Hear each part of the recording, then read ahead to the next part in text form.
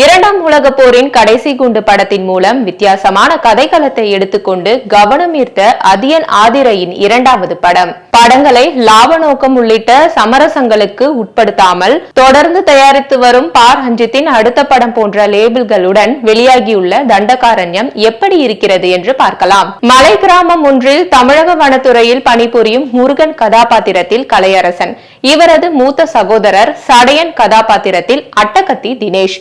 பழங்குடி மக்களுக்காக போராடி வருபவர். சில காரணங்களால் வனத்துறையிலிருந்து வெளியேற்றப்படும் முருகன் ஜார்க்கண்ட் மாநிலத்தில் துணை ராணுவ படையில் சேர்கிறார். இங்கு பயிற்சி பெறுபவர்கள் நாடு முழுவதும் நக்சல் ஒழிப்பு பணியில் ஈடுபடுத்தப்படுவார்கள் என்று சொல்லப்படுகிறது. இதன் பிறகு அந்த பயிற்சி முகாமில் நடக்கும் சம்பவங்களும் அதை பற்றிய உண்மையும் முருகனையும் அவரை சார்ந்தோரையும் எந்த விதத்தில் பாதிக்கிறது, பிறகு என்ன நடக்கிறது என்பதே தண்டகாரண்யம் படத்தின் திரைக்கதை. கதை 2008ஆம் ஆண்டு காலகட்டத்தில் நடப்பதாக காட்டப்படுகிறது. ராமாயணத்தில் அடர்ந்த வனப்பகுதிகள் தண்டகாரண்யம் என்று குறிப்பிடப்படுகிறது.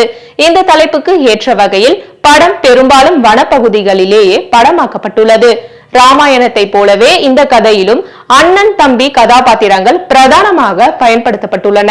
அதிகார ஒடுக்குமுறையையும் நக்சல் வேட்டை என்ற பெயரில் பழங்குடி மக்கள் மீது நடத்தப்படும் வன்முறைகளையும் சமரசம் இல்லாமல் காட்டிய இயக்குனர் அதியன் ஆதிரை மனதை பதைபதைக்க வைக்கும் காட்சி அமைப்புகளுடன் கூடிய உணர்வு பூர்வ சினிமாவை தந்து வெற்றி பெற்றுள்ளார்.